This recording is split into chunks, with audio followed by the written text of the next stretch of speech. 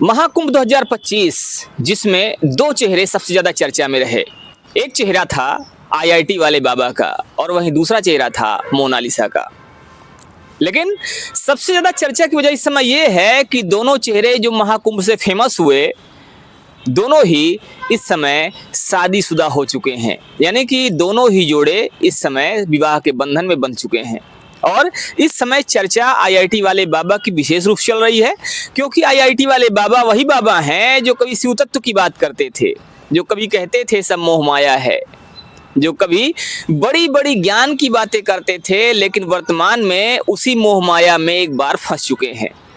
और उनका एक वीडियो भी इस समय वायरल हो रहा है। वहीं दूसरी तरफ अगर बात करें मोनालिसा की, मोनालिसा ने शादी तो किया, लेकिन मोनालिसा की शादी इस समय चर्चाओं में इसलिए बनी हुई है क्योंकि मोनालिसा की शादी को लेकर सवाल खड़े हो रहे हैं। दरअसल मोनालिसा की शादी को लेकर एक बात सामने आ रही है और कहा यह जा रहा है कि मोनालिसा की शादी अवैध है, क्योंकि मोनालिसा की जब शादी हुई उस समय वो नाबालिग थी, अर्थात उसकी उम्र महज 17 वर्ष है। अब यहाँ पर चर्चाएं ये हैं कि मोनालिसा की शादी को लेकर जो उनका पति फरमान है उस पर पास्को एक्ट लगने वाला है। तब देखने वाली बात होगी कि आखिर क्या चीजें आगे निकलकर सामने आती हैं। और इसी विषय बात करने के लिए हमारे साथ में है दो वरिष्ठ पत्रकार शीतला तिवारी जी और साथ ही साथ वरिष्ठ पत्रकार भालचंद्र पांडे जी। हम इन दोनों से बात करेंगे और समझने की कोशिश करेंगे कि आखिर इस विषय को लेकर इनका क्या मानना है, इनका क्या कहना है। तिवारी जी क्या कहते हैं? वर्तमान में दो लोगों की चर्चाएं बहुत तेज हैं और दोनों ही वो चेहरे हैं जो महाकुंभ से काफी चर्चा में आए थे। आईआईटी वाले बाबा, जिनको लेकर लोग बहुत उत्सुक रहते थे कि एक आईआईटी करने वाला व्यक्ति बाबा क्यों बना।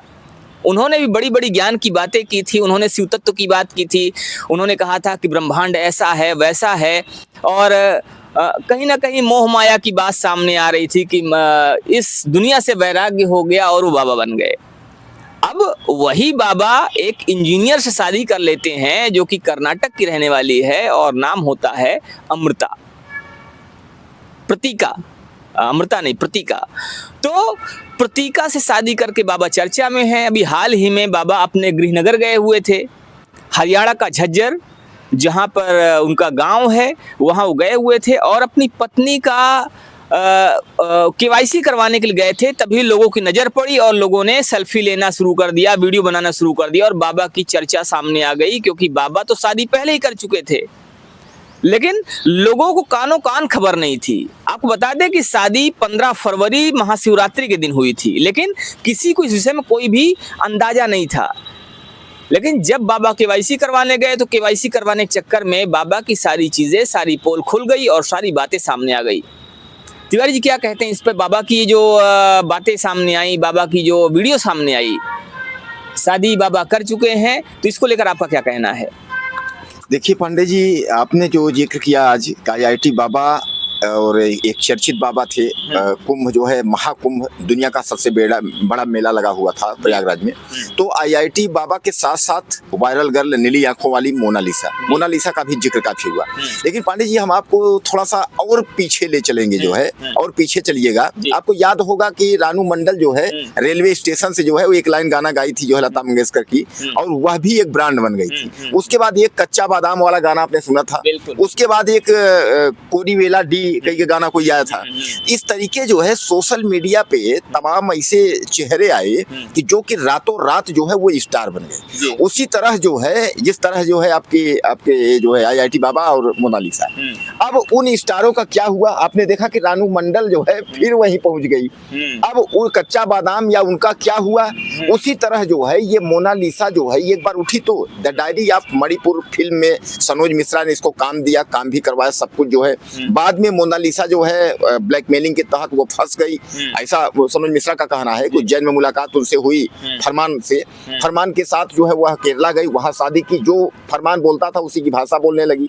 तो कहीं ना कहीं पांडे जी अब ये लगता है कि धीरे धीरे जो दिया जो है वो बुझने के कगार पर है। कहने का तात्पर्य जो लालिमा उठी थी, जो मोनालिसा को लगा था कि बहुत बड़ी जो है हीरोइन बनेगी, बहुत बड़ी ये बनेगी, तो आप अभी देखें मोनालिसा जो है एक बयान दे रही थी कि कृष्ण कृष्ण से राधा ने प्यार किया था, तो ये नहीं कहा कि हिंदू हो मुसलमान हो, ऐसा इस तरीके से। तो कहने का तात्पर्य ये है कि चेहरे से फिजिकल ब्यूटी दिखा करके सोशल मीडिया तमाम चैनल वाले उसको इतना आगे ले आए। अब दूसरी ओर अगर हम IIT बाबा की बात करें, तो अब IIT बाबा के देखिए, वही IIT बाबा जो कह रहे थे दुनिया की मोह माह सब छोड़ करके उसके बाद हम जो है IIT बाबा बन गए इस तरीके, अब देख रहे हैं वो शादी करके उसके बाद घूम रहे हैं। तमाम लोग यह भी कहते रहे कि ये जो है हाफ माइंड है पांडे जी। तमाम मेले में लोग IIT बाबा को यह भी कहते थे कि अरे थोड़ा जो है हाफ माइंड टाइप इस तरीके जो है बोलते थे। तो कहने का तात्पर्य ये है कि अब ये लगता है कि धीरे धीरे IIT बाबा हो चाहे मोनालिसा हो, स्थिति अभी लोगों की जो है बदतर होने जा रही। बदतर मतलब यह है कि मोनालिसा ने जब शादी किया था वह 16 साल और 2 महीने बताया जा रहा है, यानी नाबालिग में वो उसने जो है शादी किया था। अब उस पर जो है फरमान जो उनके जो पति हैं वह SC ST और पास्को एक्ट के तहत उनके ऊपर FIR दर्ज हो गया है, वो जेल जाना उसका तय है। अब सबसे बड़ा सवाल ये है कि आखिर अब मोनालिसा का क्या होगा। मोनालिसा को उसने धोखा दिया या क्या। हालांकि सनोज मिश्रा यह कह रहे हैं कि हम तो शुरू से चिल्ला रहे हैं, लेकिन मोनालिसा ने अचानक सनोज मिश्रा पर भी आरोप लगाना शुरू कर दी। तो पांडे जी कहीं न कहीं जो है अब ये दोनों चेहरे जो कुंभ महाकुंभ देश के सबसे बड़े मेला में जो है हाईलाइट हुए थे, कहीं न कहीं अब इनकी जो है बत्ती जो है बुझने की स्थिति जो है बन गई है। क्या लगता है आपको?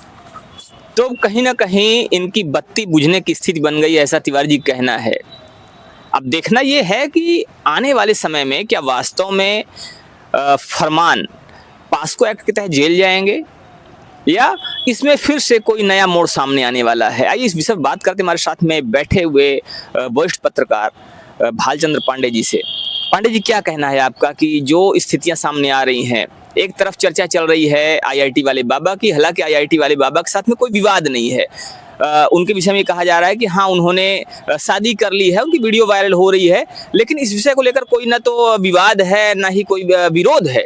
लेकिन वहीं दूसरी तरफ मोनालिसा है, मोनालिसा की शादी जब से हुई है तब से लगातार विरोध भी देखा जा रहा है और इससे जुड़ी हुई तमाम ऐसी चीज़ें हैं जो कहीं ना कहीं चर्चाओं की वजह बनी हुई हैं। क्या कहते हैं आपकी, क्या ये शादी कैंसिल होगी और क्या जो फरमान खान है, फरमान को जेल जाना पड़ेगा, पास्को एक्ट में वो जेल जाएंगे, या कोई नया मोड़ फिर से एक बार आ सकता है, कोई नई चीज़ सामने आ सकती है? क्या कहते हैं?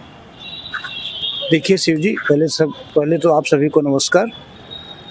जो IIT बाबा का आपने भी जिक्र किया या फिर मोनालिसा का जिक्र किया, कभी कभी भारत में देखिए हर साल कितने IITian जाते हैं, यहाँ तक कि अच्छे अच्छे पैकेज पे जाते हैं। कितने लोग जानते हैं? नहीं जानते। कभी कभी ये होता है ना कि लोगों के दिमाग में आया कि हम लोकप्रिय कैसे हों। हो सकता है IITian बाबा के दिमाग में आया हो कि पैसा तो आएगा, पहले लोकप्रियता हासिल कर ली जाए। और इस समय लोकप्रियता हासिल करना बहुत सस्ती चीज़ हो गई है। किसी को धर्म के नाम, धर्म का आड़ लेके लोकप्रियता हासिल कर लेता है। कोई मोनालिसा जैसे माला बेचते हुए यूट्यूबर के सानिध्य में आती है, वो लोकप्रिय हो जाती है।